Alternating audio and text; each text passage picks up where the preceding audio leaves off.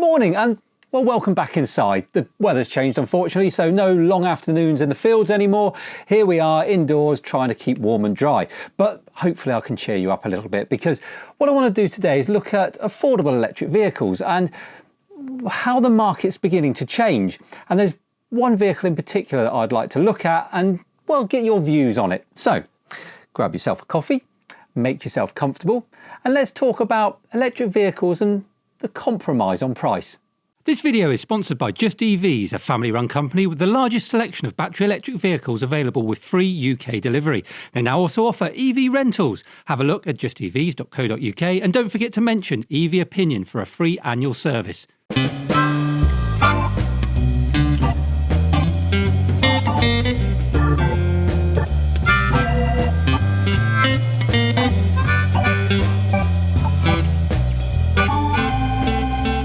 Reading your comments and looking online about the cost of electric vehicles, and people are saying love the idea of it, but ultimately I can't afford to spend 30, 40 plus £1,000 just to buy a car that runs on electric. It doesn't make financial sense to me. And of course there's arguments to against that, but well, let's not get bogged down with that today. Ultimately what people want to see is a headline price that attracts them to the car in the first place.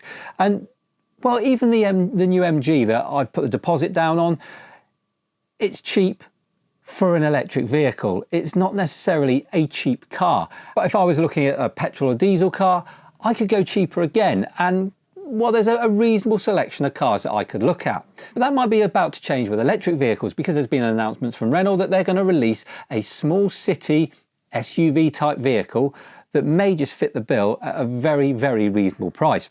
So the vehicle itself is called the Renault City KZE, and as I say, if you look at it, it looks very much like a little SUV.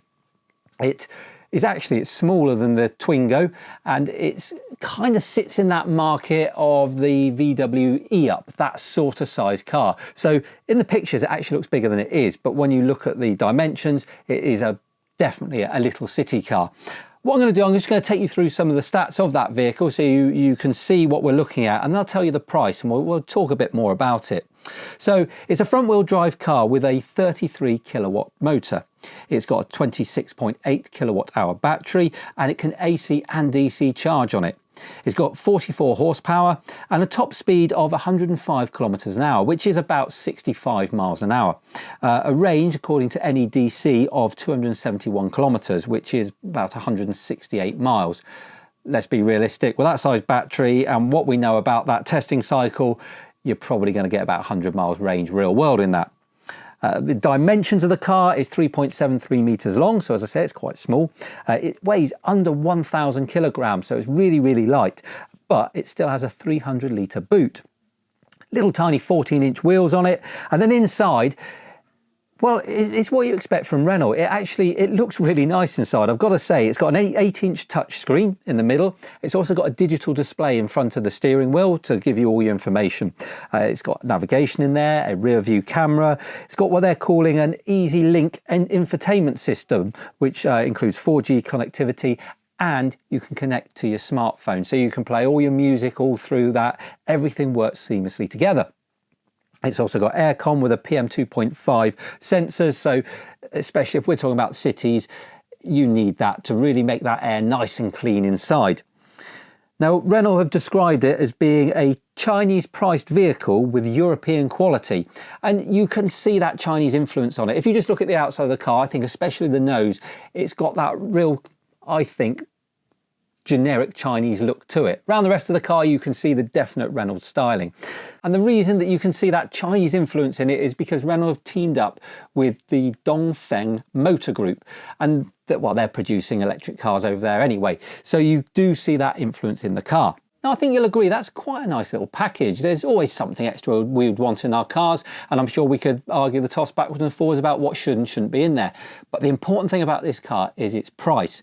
And if I tell you it's $8,684 US, going to the top of the range at $10,091 US, that's $7,000 to £8,200. Well, I think you'll agree we can all forgo a few little luxuries inside our car in order to get that price. That's not just a bit cheaper than some of the cars we're seeing at the moment. That's ridiculously cheap compared to what we're seeing. And we can see why the Renault themselves are saying Chinese prices with a European quality. But unfortunately, I'm afraid I've got to bring everybody back down to earth, because at the moment that car is only available in China. That's where it's being built. That's what it was designed for. There is rumour. There's rumour that it's going to come to Europe, but it is only that. And there's no suggestion that that's definitely going to happen.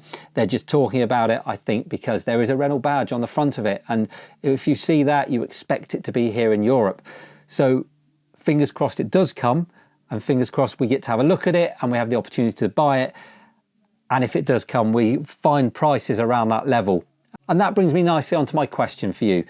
Would you be happy to accept a car of that size, with that equipment, for that price? Or do you expect something different? Do you think it should have more? Do you think that perhaps it should have less equipment in there and even cheaper?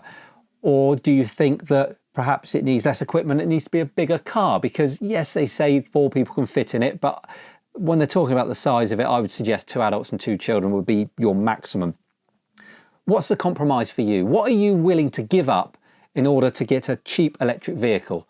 Or do you not want to give anything up? Are you happy paying in excess of 20, 25, 30,000 pounds in order to get all the things you want there? You want your comfort, you want your luxury, you want to be able to go a decent amount of range. Is this battery too small for you? Would you be happy to give up everything in that car, or the connectivity, or the touch screens, in order to have a bigger battery? Or would you be happy with that size battery and maybe a slightly bigger car with not as many functions? I know that everybody is different. I know that me, as a family of 2 adults and 2 children, probably want very different things from my next door neighbour of 2 adults and 2 children. It's our own personal lives. It's what we do with our cars. But it'd be really interesting just to hear your views and what you think, because I hear all the time people saying, I want a cheaper electric car. But then those cars get criticised for maybe not having the functions of a 30 or 40,000 pound car. So what do you really want? Where do you draw the line? What's cheap to you? Do we just want sub 20 with a reasonable amount of equipment? Or do you want 7,000, 8,000 pound cars with very little equipment in, but are just a nicely built car that goes a decent distance? Tell me what you think. For me, personally speaking, this would be a cracking second car that I could use to run around locally in. I'd probably go for the base model. I wouldn't care about all the connectivity. It would purely be a car to run around in and do local errands. But then I also have a second car. Not everybody has that luxury. So where do you sit with it? Is it right for you? Put something in the comments below. Let's have a discussion. Let's see if we can find some common ground, see what the general consensus is, where we want our cheap electric cars to be, if we want them at all. That is it for today. Hopefully that's informed you of a new car that seems to have gone under the radar a little bit. I think probably because it's only available in China, we're not hearing a lot about it here. But I found it really, really interesting to read up about it. That is it for today. Thank you ever so much for watching, and I will see you next time. Take care.